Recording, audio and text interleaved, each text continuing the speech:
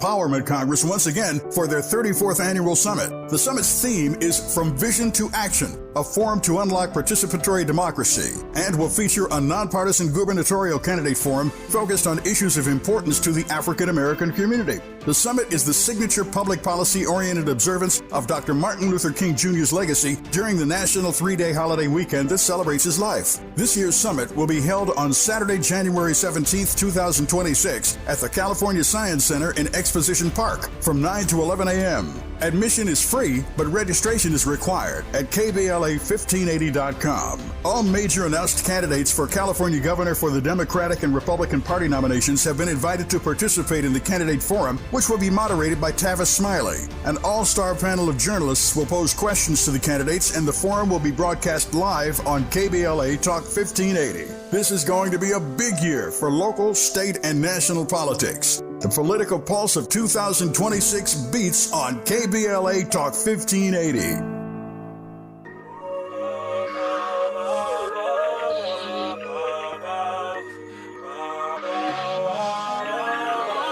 Look, this is dedication. This is anti-hesitation. It's a real celebration. It's a dime block declaration. 59th and 5th Ave, granny house with vanilla wafers. It's the remedy to separation. Tupac of my generation. Blue pill in the fucking matrix. Red rose in the great pavement. Young black trapped and he can't change it. Know he a genius, he just can't claim it. Cause they left him no platforms to explain it. He frustrated so he get faded. But deep down inside he know you can't fade him. How long should I stay dedicated? How long till opportunity meet preparation? I need some real reparations, or I run up in your bank just for recreation. Dedication, hard work, plus patience. To some more of my sacrifice, I'm done waiting. Told you that I wasn't playing. Now you hear what I've been saying. Dedication. Dedication. Look.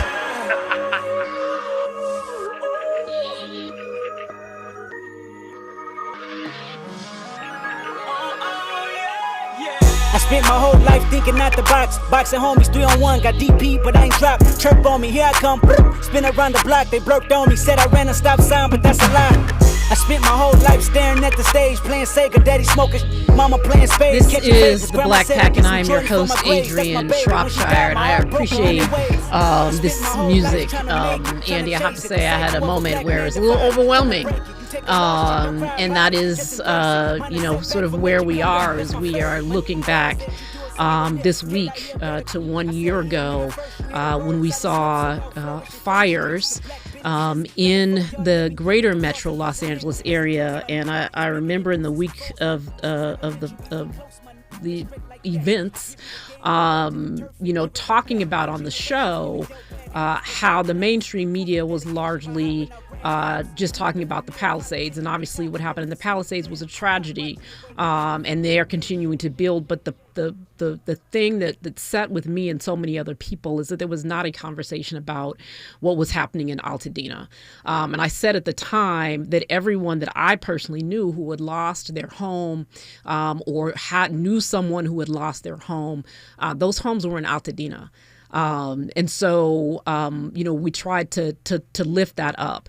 And, in the aftermath, what we know is that we are seeing, obviously remembering the devastation, but also seeing the resilience and the dedication of the Altadena community. Folks who are committed, right, to restoring what was taken from them. And so I'm so pleased now to be joined by advocate and organizer and Altadena community leader, Zaire Calvin. Zaire, thank you so much for joining me this afternoon. Thank you for having me. It's a blessing to be on here with you. So I imagine that it has been a week for you. Not only having to recount the memories of last year at the events that you have been speaking at. I know that you were with James Farr and Dominique DePrima at the KBLA event the other morning. But you're also still in the fight, right, for your family's legacy and that of the community as a whole. So how has this week been for you? It's actually been overwhelming in some instances, and inspiring in others, and then draining in a lot of others. So it's that ebbs and flows of a week that's been. To go from the Rose Parade, Right. walking in the Rose Parade, and to literally having every show and giving back to the community, and just having the community go through all of the devastation that we've been through, and to realize that it's been a year. And for some, it feels like, for me, it feels like 20 years. Yeah, I heard you say that. Yeah.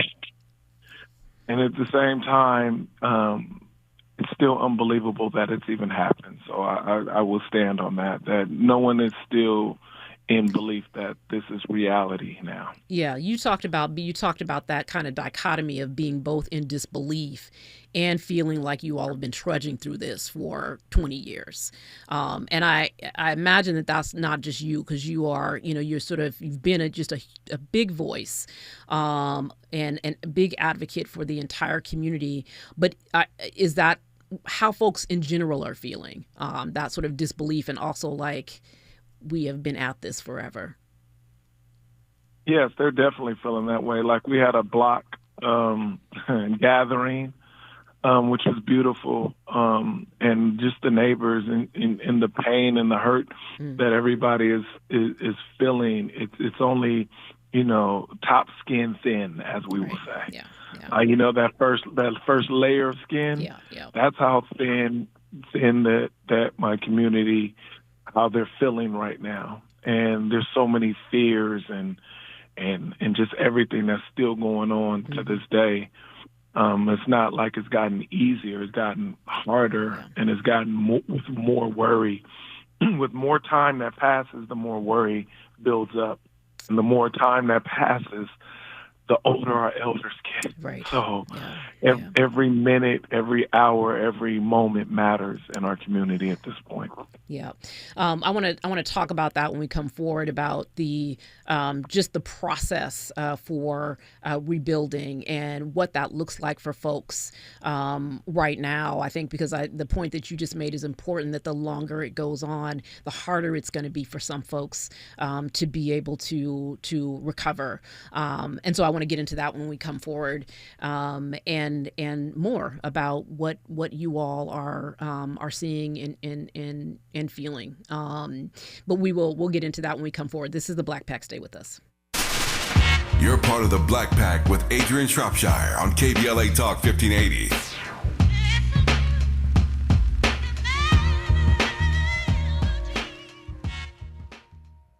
Wesley Financial Group is not a law firm. Ask yourself this question. Is it really worth holding on to that timeshare that you know you need to get rid of? Here's the truth. The average maintenance fee just went up over 17%. That could have been 117%, and there's nothing you can do about it. When you buy a timeshare, you give them a blank check for annual maintenance and assessment fees. I'm Chuck McDowell, founder of Wesley Financial Group. For 15 years, I've helped over 50,000 families cancel their timeshare. Not sell it, not transfer it, cancel it. Did you buy a timeshare because they told you it was a great investment and your maintenance fees would never go up? That's a lie. Are you ready to get rid of your timeshare once and for all? Simply call us and I'll send you our timeshare exit kit that explains all your options for cancellation. Call Wesley now for your timeshare exit kit. 800-242-1551. That's 800-242-1551. 800-242-1551.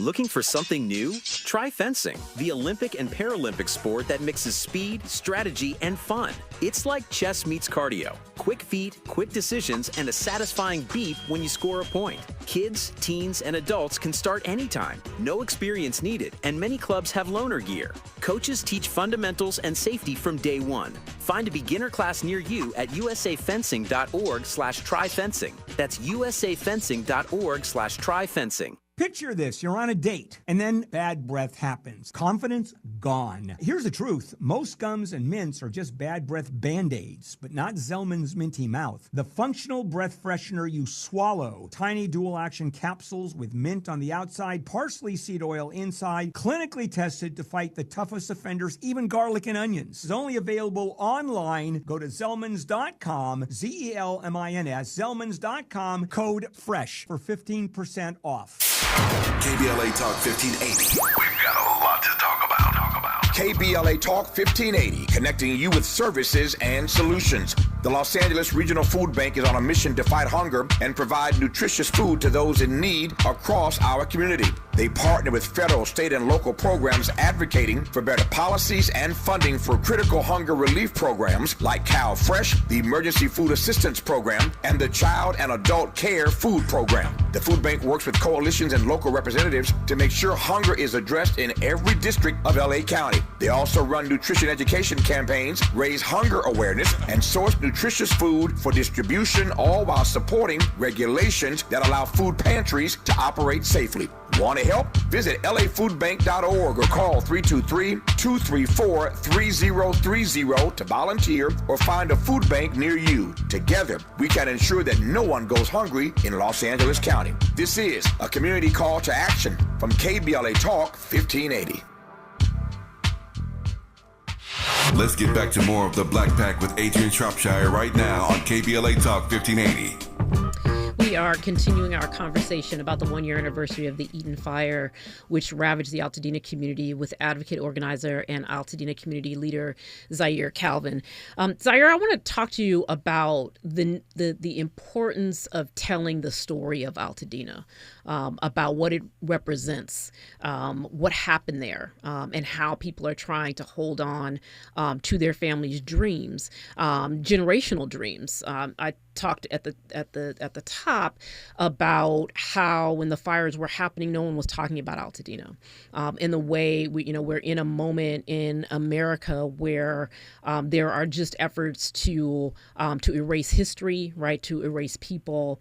And so and I know that you are doing yeoman's work, right? To make sure that the stories of the people of Altadena get told. I'd like for you just to talk a little bit about that, why it's so important for us to remember the significance of the community and not let what happened there be lost, but also not to let the resilience and the fight that is in people be dismissed as well.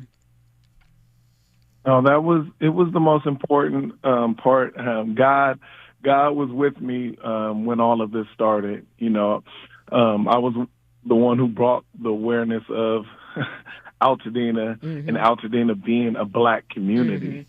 And that was my story of explaining redlining and everything that was going on. So to, prop us up on the national stage after the fire. Right. So all of that, that story. And then with me losing my sister, media asked me, what they could do for me personally, which I took that as a real thing, and call to action when they asked me, and they were like, what can we do to help you? And I said, how you can help me is help my Black community. Can you, I want you to help my whole community. I just need you to start with my Black community so we can be seen, because we always get marginalized, left out of the fight and the story. So that's when I went into the story about redlining. I just said, go out, find all of these historically all these Black families who have so much history and wealth in Altadena, and we've been there, for generations, and we're in this beautiful hills in the mountains, but people who work really hard to acquire that land and generational wealth, and statistically we have the highest land ownership in the United States of America per capita. And all of that was so important to be protected because people didn't even know Black people were in Altadena like that. So that fight for the families, to make sure that they were seen and heard. And then from our whole community, because people don't understand, a black community involves everyone else because we create the culture, we set the standards, but that still includes every other race of people. So we're so inclusive, and we're always the loving people who protects and fights for everybody else, even when others don't fight for us all the time. Right.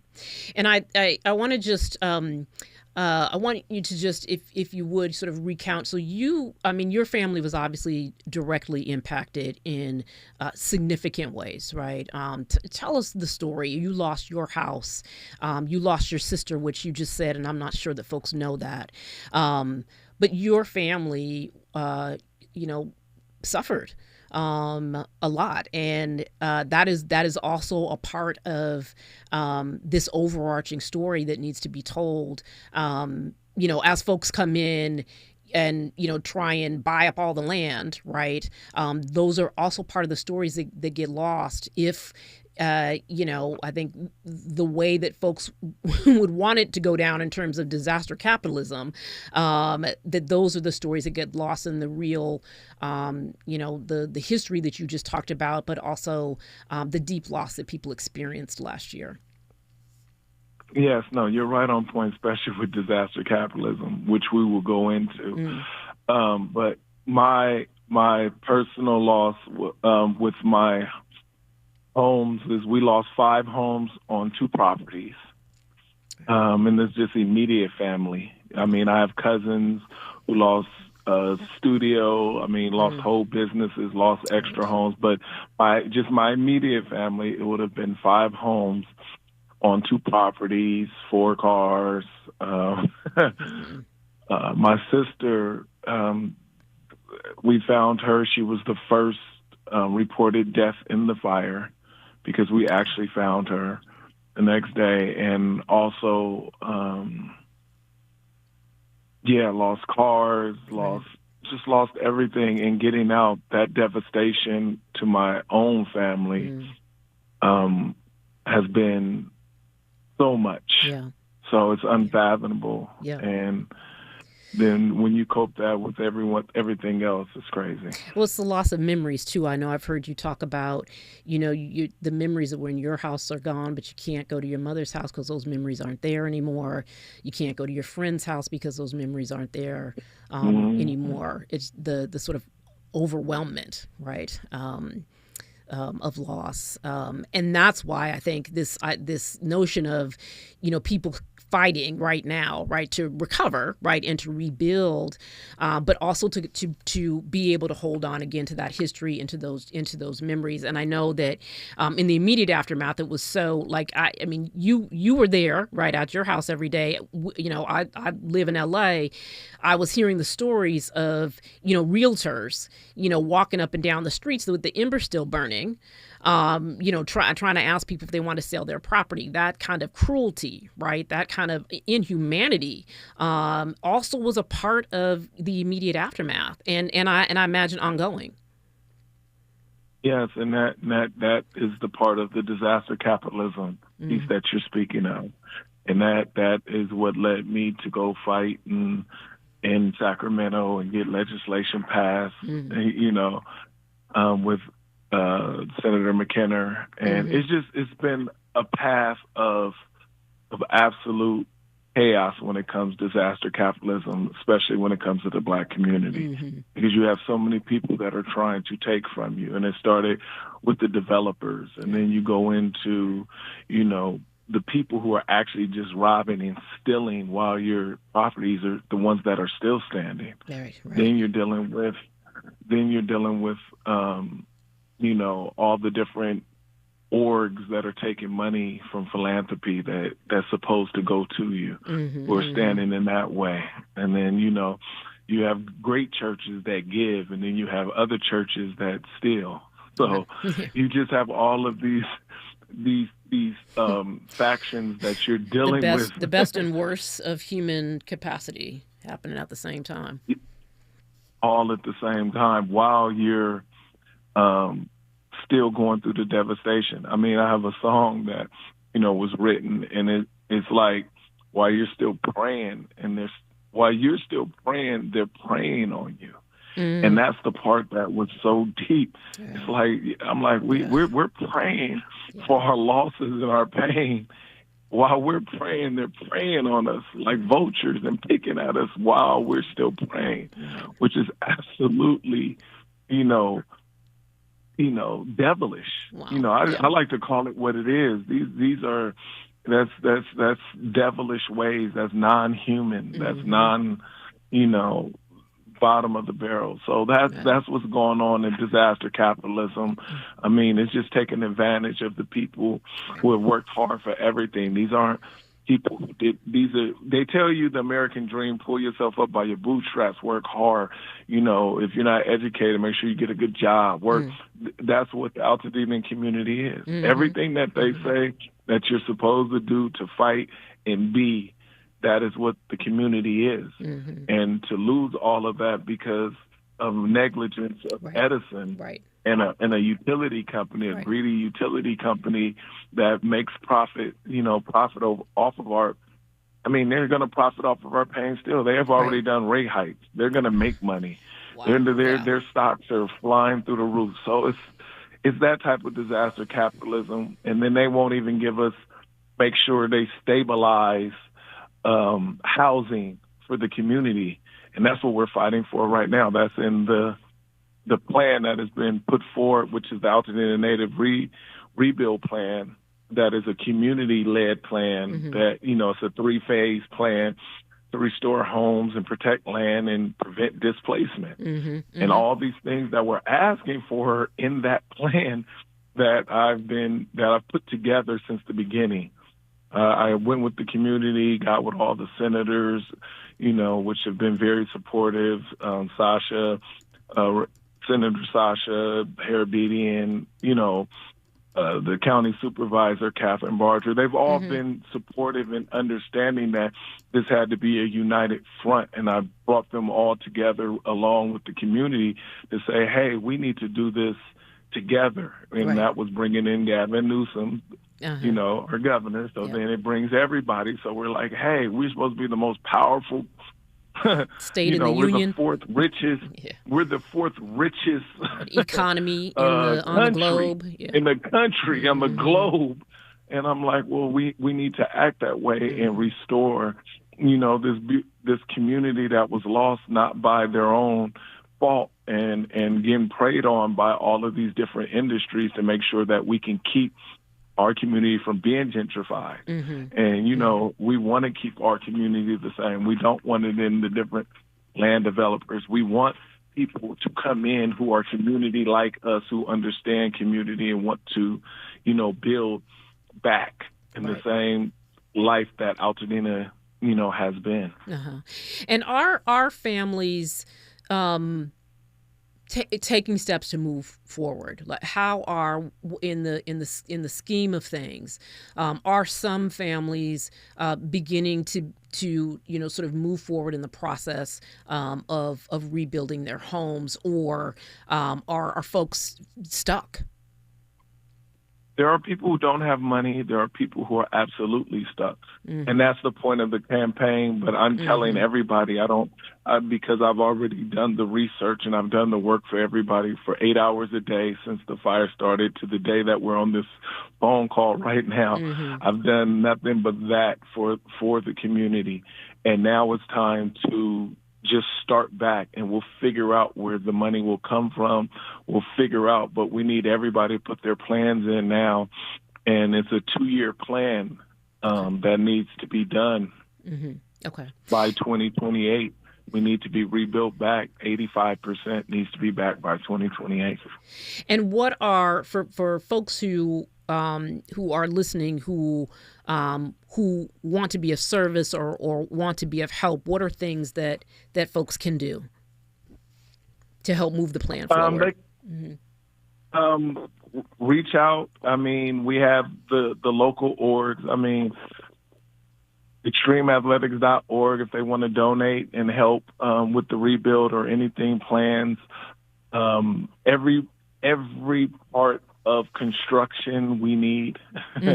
So any help that people can throw our way nationwide, we need, everything construction, because that's, That's another predatory side. Yes. I had just rebuilt my home, from scratch. Right. So I had a brand new home. So I know what it is to build your home from scratch. So that's one of the worst predatory parts of disaster capitalism is construction. Yeah. And what I've learned from other people, from the mayor and everybody else from Lahaina all the way across the board that I've met with, the mayors from Sonoma that I sat down with and we all talked, they said that was a big part was when people were able to build back and in different places, construction came and ripped people's lives away again. People thought they were going to have this, and people will walk out on bills and do half bills and do trash bills and take people's money and try to charge them top dollar, where this is not that time you should be doing that if you're in construction. Right. You should know that you're just trying to stabilize a community. It's almost charity. It's just enough to put some food on the plate. It's not to send your kids to college. Yeah. It's not to retire on. Yeah. It's literally like, hey, we just need to pay just enough of these bills to make sure, everybody's good so we can stabilize this community, that has been ravaged by, so much pain. Yeah.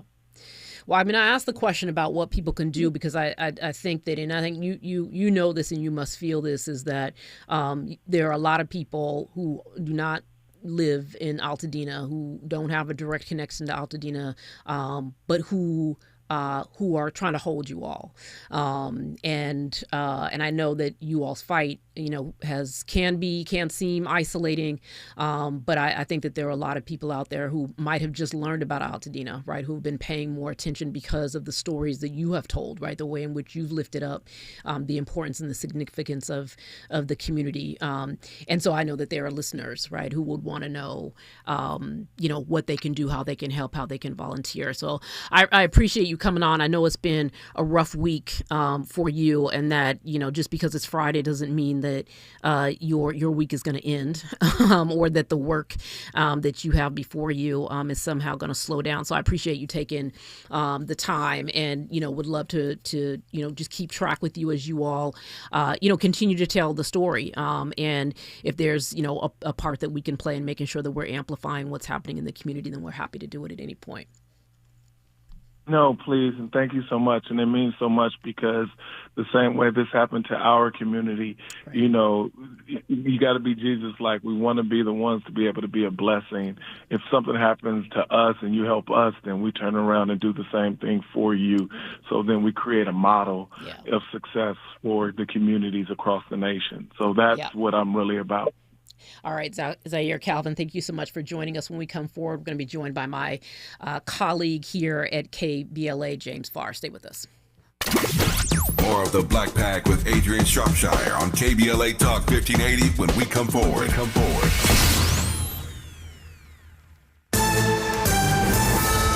I'm Amber Payton with BIN News Now. Portland, Oregon Mayor Keith Wilson is calling on ICE to pause enforcement operations until a full, transparent investigation is completed into a shooting that wounded 2 people. We're calling on ICE to hold all operations in Portland. Wilson says Portland is not a training ground for federal agents and blames escalating federal tactics under President Trump.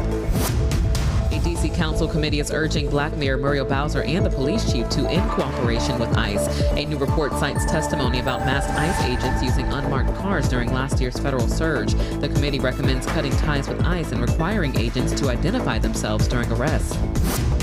And a judge has ordered Georgia prosecutors to return cars, jewelry, cash, and other items seized from Black Atlanta rapper Young Thug during his YSL trial. Young Thug pleaded no contest to RICO charges last year and was credited with time served. Get BIN News Now on demand 24/7 on the iHeartRadio app.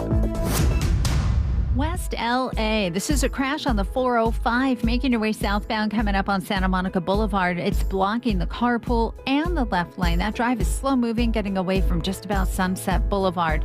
Long Beach on the 710 northbound coming up on Anaheim Street. They're clearing this wreck out of middle lanes. It's a car and a big rig, and big delays are loading up from about the south end of the 710 coming off of Ocean Boulevard. It looks like this crash has been cleared out of lanes and traffic's still pretty busy. Santa Ana Indiana. A wreck on the 5 northbound before 4th Street. This crash out of lanes in the center divider. Watch for a backup getting away from Jeffrey Road. Got issues with youth or high school sports? Positive Coaching Alliance can help. PCA, a national nonprofit, offers more than 1,000 free online resources for youth and high school sports coaches, parents, students, and administrators. Visit PCADevZone.org. This is the KBLA Sports Minute with Ray Richardson. The Rams are in the first game of the NFL playoffs. They're at Carolina Saturday, 1:30 p.m. kickoff on Fox. The Rams are 10-point favorites, the only double-digit odds in the first round of the playoffs. Are those odds too high? Especially when the Rams lost to Carolina on November 30th. A crucial game for the Rams to prove they are still a legitimate Super Bowl contender. The Chargers are at New England Sunday night, 5 p.m. kickoff on NBC. Congratulations to USC women's basketball star Juju Watkins. The Compton native is having her number 12 jersey retired tonight by Sierra Canyon High School. Tonight at 6, it's the premiere of Out of Bounds in prime time. Join me and my co-host Neil Scarborough for 60 minutes of sports chatter with some Black folks flavor. You can be a part of the conversation at 1-800-920-1580. No debates, no speculation, just the info you need. That's your KBLA Sports Minute. I'm Ray Richardson. More news, opinions, and conversation when we come forward on KBLA Talk 1580. KBLA Talk 1580 is pleased to partner with the Empowerment Congress once again for their 34th annual summit. The summit's theme is From Vision to Action, a forum to unlock participatory democracy, and will feature a nonpartisan gubernatorial candidate forum focused on issues of importance to the African American community. The summit is the signature public policy-oriented observance of Dr. Martin Luther King Jr.'s legacy during the national 3-day holiday weekend that celebrates his life. This year's summit will be held on Saturday, January 17th, 2026 at the California Science Center in Exposition Park from 9 to 11 a.m. Admission is free, but registration is required at KBLA1580.com. All major announced candidates for California governor for the Democratic and Republican Party nominations have been invited to participate in the candidate forum, which will be moderated by Tavis Smiley. An all-star panel of journalists will pose questions to the candidates, and the forum will be broadcast live on KBLA Talk 1580. This is going to be a big year for local, state, and national politics. The political pulse of 2026 beats on KBLA Talk 1580.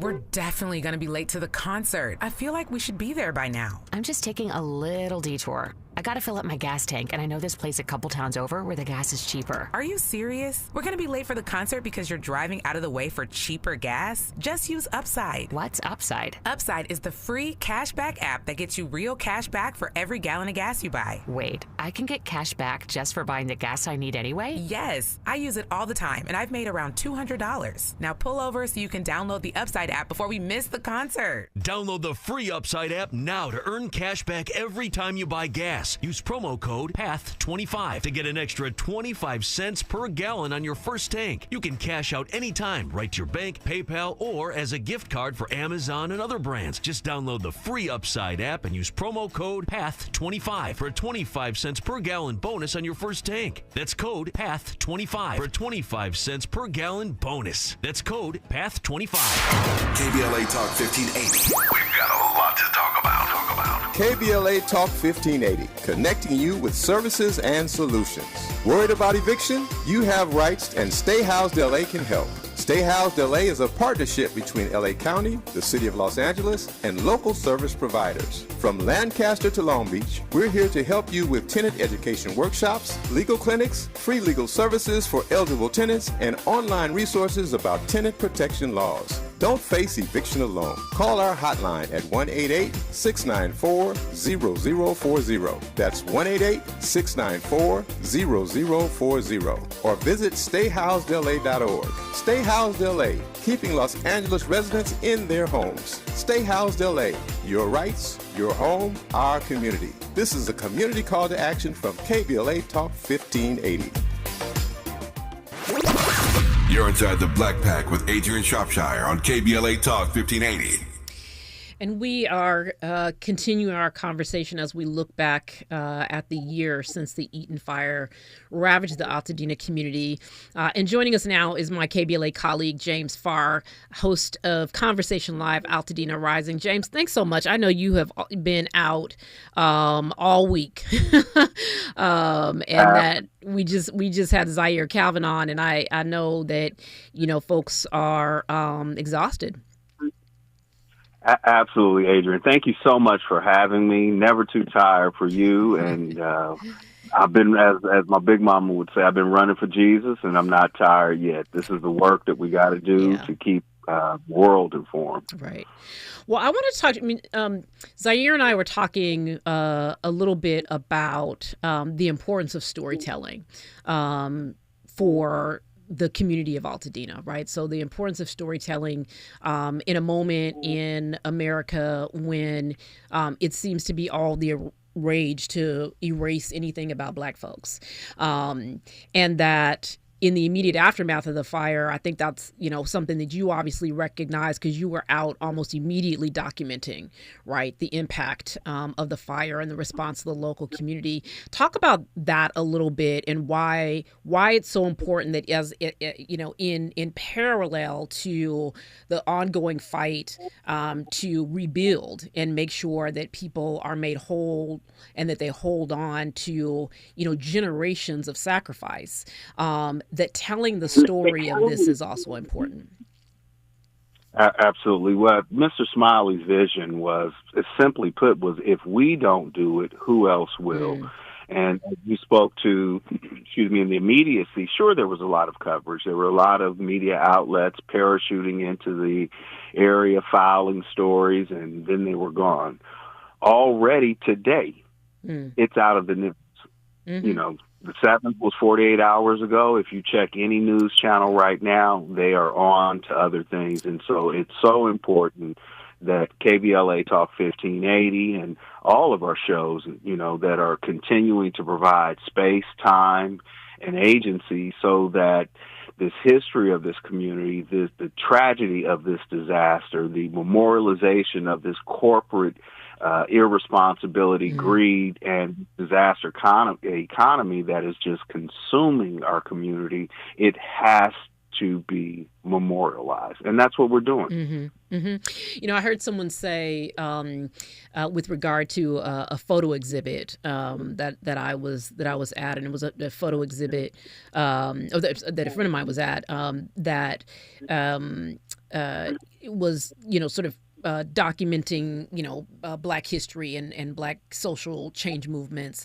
And one of the photographers said to my friend when she was asking about the importance of, the exhibit and what he thought of the exhibit, and he said, this is evidence.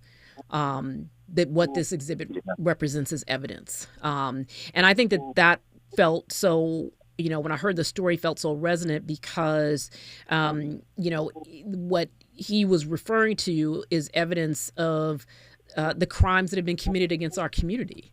And that is a part of what we are seeing now when we think about, the destruction that happened in Altadena that did not need to happen. The sort of in the immediate, when the fires were raging, no one was talking about Altadena, right? Everyone was just focused on the Palisades. And so, we have to, if our stories are going to be told, we have to have evidence, right? That we were there, that we survived, and that we continue to thrive, right? Even when folks thought that we might not. And I imagine that must be, as you're taking this on, part of how you are seeing, the role that you're playing as well.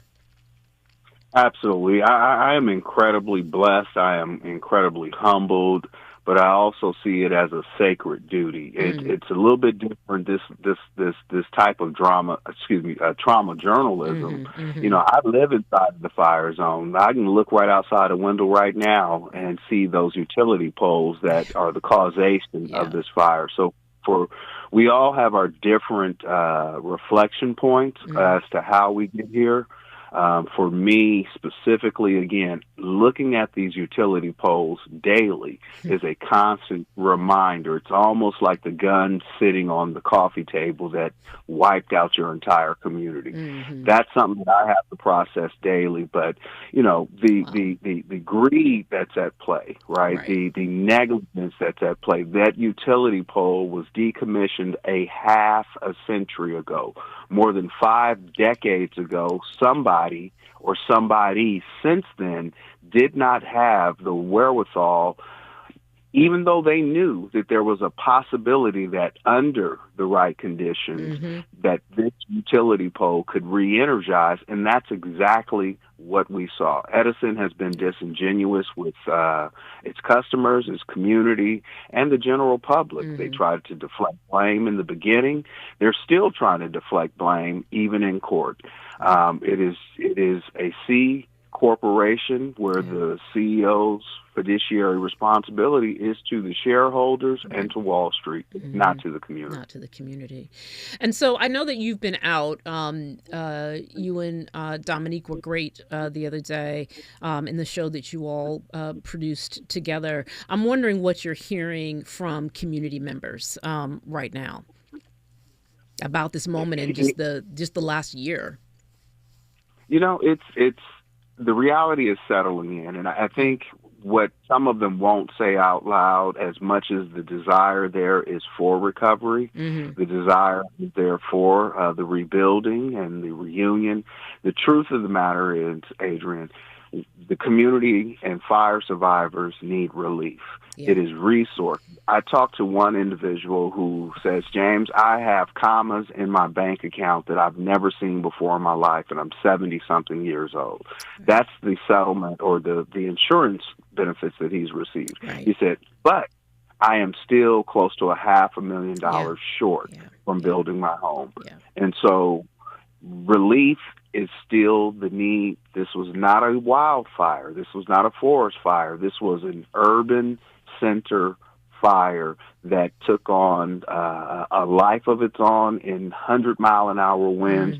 I don't fault the fire department. I don't believe there's much they could have done, even with all of the water available to them. It just was the perfect storm. It was a climate event, and I think that sometimes we lose sight of that the damage and destruction was amplified because we are essentially in a hurricane. In that a hurricane that was blowing fire everywhere. I was. I think it's important. Let me point this and let me get this in, sister. It's important to point out that there was a decision made not to de-energize those power lines. The National Weather Service for a week had forecast said hurricane winds were coming our way. This was not going to be if there is such a thing, usual Santa Ana wind event. This was something that was 100-year, 1,000-year possibly type of wind event that was headed in our direction. And the decision to not de-energize the lines cost 19 people their lives and an estimated 400 plus since the fire who continue to perish from a myriad of reasons in the post-event. Well, I want to talk a little bit about some of the accountability on the other side, and what has been done, particularly around some of the warning systems, right? Which is something that we heard about in the immediate aftermath, and I know that folks have been talking about this week. But what is the accountability, and is progress being made on those fronts, as well as just where do you see things going? There's it's been a year, and there's a lot more work to be done, as Zaire talked about earlier in the show. But would love to get your thoughts and reactions to how people are being held accountable for the things that didn't work beyond Edison, right? And then also what are the prospects, right, as we look forward, because people have been incredibly resilient in this moment and continue to be. But we'll get into all of that and more with James Farr when we come forward. This is the Black Pack. You're part of the Black Pack with Adrianne Shropshire on KBLA Talk 1580.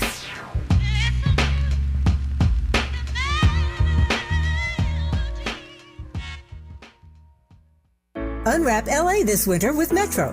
Whether you're heading to a family gathering or last-minute shopping, Metro's got you. Enjoy free rides across Metro on Christmas Eve and New Year's Eve. Move with joy. Move with community this holiday season. Go Metro. As a mom, comforting my family is what I do best. Vicks Vapor Stick provides soothing, non-medicated Vicks vapors in an easy-to-apply stick, and it dries fast, so there's no mess. I use it to comfort myself and my family. Thanks, Mom. Vicks Vapo Stick, soothing comfort for the whole family. And try Vicks Vapo Shower Max for steamy Vicks Vapors when you need more comfort for yourself. Use as directed. 10 athletes will face the toughest job interview in fitness that will push past physical and mental breaking points. You are the fittest of the fit. Only one of you will leave here with an iFit contract for $250,000. This is when mindset comes in. Someone will be eliminated. Pressure is coming down. Trainer Games on Prime Video January 8th. Watch the trailer on trainergames.com. KBLA Talk 1580. We've got a lot to talk about. KBLA Talk 1580 reminds you that we keep us safe. Every girl deserves a chance to shine. That's the belief behind Forgiving for Living, Inc. Since 1999, this organization has been empowering at-risk girls ages 13 to 18, helping them overcome behavioral and mental health challenges. Founder Wendy Gladney's personal journey inspired the mission to give girls hope and purpose through the power of forgiveness. Through their ambassador program, workshops, and annual conference, Forgiving for Living has touched over 3,000 young lives, providing mentoring, life skills, training, and tools for building self-esteem and confidence. You can make a difference. Visit forgivingforliving.org to donate, volunteer, become a mentor, or find help for a young girl in need. Forgiving for Living, Inc., building brighter futures for young girls. Visit forgivingforliving.org today. This is a community call to action from KBLA Talk 1580.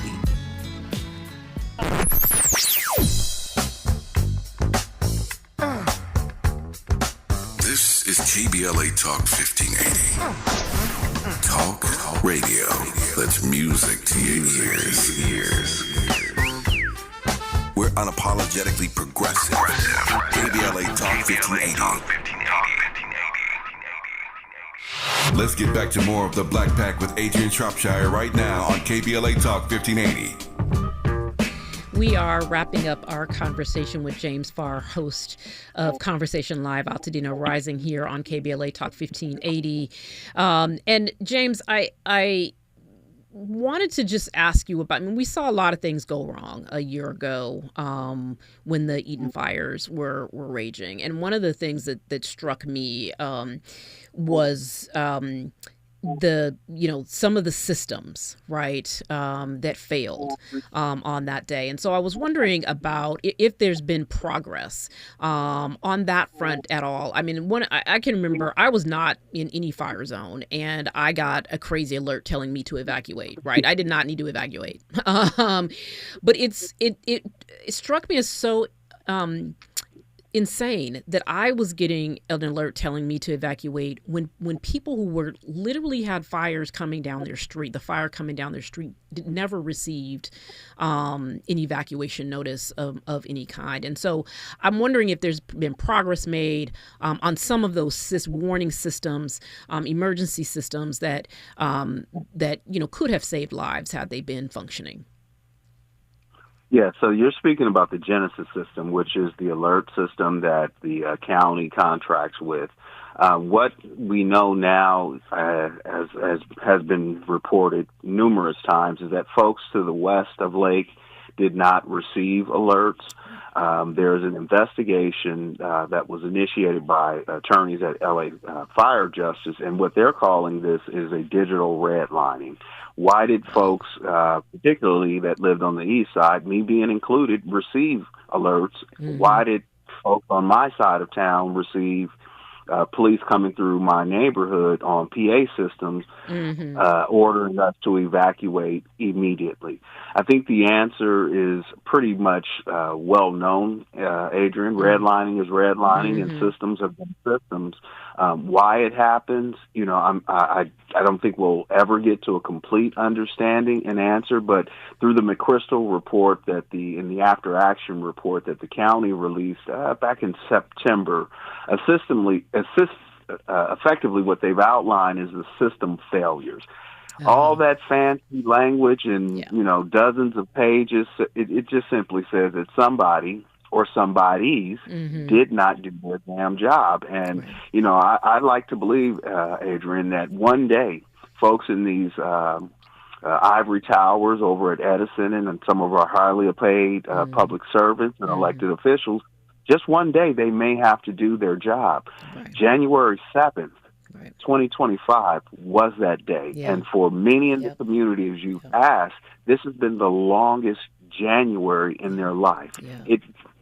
The month hasn't changed. The date hasn't changed. The only situations and circumstances, whether they're still in Airbnbs for 29 days and bouncing around hotels, folks living in cars, couch surfing. I've talked to folks out of the country and out of the state. They're everywhere they can be, and they want to be home. And they want to be back home, yeah. But on that, what are the next steps, right? What are the prospects for recovery? How are people utilizing, taking advantage of the opportunities that are out there, or as I ask Zaire this question, or is it that so many people just feel stuck where they are and don't feel like they're able to move forward, or are there those who are trying to move toward rebuilding and recapturing their homes and their land? Folks are looking to sustain themselves first. That's the immediacy. Assisted living expenses are set to run out for many people. The exorbitant cost of housing in this region, and then not having enough assisted living expenses to keep up with the rental market, that presents a challenge. Long before folks can even get close to putting a shovel in the dirt, they're still trying to figure out how they're going to pull all of the resources together so that they can get into that process. Their desire's there. Altadena is strong. The reality hits everybody individually. So there's not a collective census, because you're talking about thousands of families in very unique and individual situations. So there's no light switch to flip on that everyone can jump in this box and there's a solution. Mike may need this, Pam may need that. What we need everyone out there in our listening audience and the delegation to know is find a local organization that you trust, that you can help people get resources. Yeah, and that was a question I was going to ask you that I also asked Zaire, which is what can people? So when listeners are listening, and I think that listeners to KBLA, while the mainstream media may not have been talking about Altadena, during the fires, and even over the last year, listeners of this radio station are well aware, of what has happened, and I know that there are so many people in the community that want to help, and want still, and want to support and understand the importance and the significance of Altadena as a Black community. What can people do? And that you just said one thing, which is to find an organization that is providing assistance to folks. Are there other things that folks can do? I know that there's a lot of sort of advocacy happening right now and ongoing, town halls, et cetera, sort of pressure on elected leaders. Are there other ways in which people could engage? Yeah, they absolutely. They pressure on the elected officials. There is more that the county of Los Angeles can do. There is more that the state can do. The challenge with that is it is really the federal government's responsibility to step in, as the federal government spending is not directly tied to tax revenue. Right. So it creates a budget issue at the state and county level. And, you know, there's no optimism that the federal will step in and help. That being said, if you know someone that knows someone that's at a church and they need some things, send a gift card. I mean, people still have very micro needs, but the macro needs are so great. There's My Tribe Rise, there's Neighborhood Servants, there's Project Passion, there's the Black Freedom Fund. Mm-hmm. There are organizations that have been vetted and are actually putting money back on the streets to help folks. Some of the larger fundraisers, which were never intended to go directly to survivors, they were to support organizations, but I don't think that message got through to people. Right. Millions and hundreds of millions of dollars have been raised, but folks still need the money who are most impacted, and they need to get back on their land and in their homes. Yeah, and I think that you raised such an important point about, folks aren't in their homes. Their homes have not been rebuilt. They have to live somewhere. And so whether they're in Airbnbs or people are moving from motel to motel, that people still have cost of living expenses right now that they need taken care of. James, what is if there is a story to be taken away from the last year, right? And that sort of points us toward what might be the future of Altadena. What would that story be? We have to save ourselves. We're on our own. You can do everything right. Pay taxes, educate your family, be a good, responsible American citizen. But help and relief from your government is nothing more than an idea. I'm not seeing it as a reality. That is such the story of Black people in America, though, isn't it? When we think about tragedies where our communities have been uprooted, that seems to be, unfortunately, a underlying theme, doesn't it? Absolutely. But, I say Altadena is, if Wakanda were a real place, Altadena would be one of its communities. Mm-hmm. There's some vibranium here somewhere. We just got to unearth it. These people are strong, resilient, strongest of the Black folks, and this is a utopia. And it will recover. It will also look very different. Yeah. Yeah, I think that's one of the things that I've taken away from this last year really is the resilience and dedication and fortitude, right, of the Altadena community, and that people recognize that this is their heritage, right, that this is their heritage and it's their legacy, and they want to make sure that it thrives. Well, James Farr, I want to thank you so much for joining again. I know that you've had a busy and a difficult week, so you could be napping on your couch maybe right now. Instead, you're on here talking to me. So I appreciate, obviously the work that you do all the time and for you joining me. Thank you so much for having me. Folks, tune in tomorrow, 10 a.m., Conversation Live, Altadena Rising. We're year in review. Tomorrow morning, 10 a.m. And thank you all for joining me here on the Black Pack. We'll be back next Friday, 4 to 6 p.m. Right here on KBLA Talk 1580. Enjoy your weekend. Jill Monroe's up next. KBLA 1580 Santa Monica. I'm Amber Payton with BIN News Now. Top Minnesota officials want state investigators included in the probe of the fatal ICE shooting of Renee Nicole Good. Governor Tim Walz and Black Attorney General Keith Ellison pushed back after the Federal Bureau of Investigation took sole control, sidelining the Minnesota Bureau of Criminal Apprehension. Protests continued near the Whipple Federal Building, and local public schools remain closed for the week. Black Democrat Stacey Abrams says she will not run for Georgia governor again.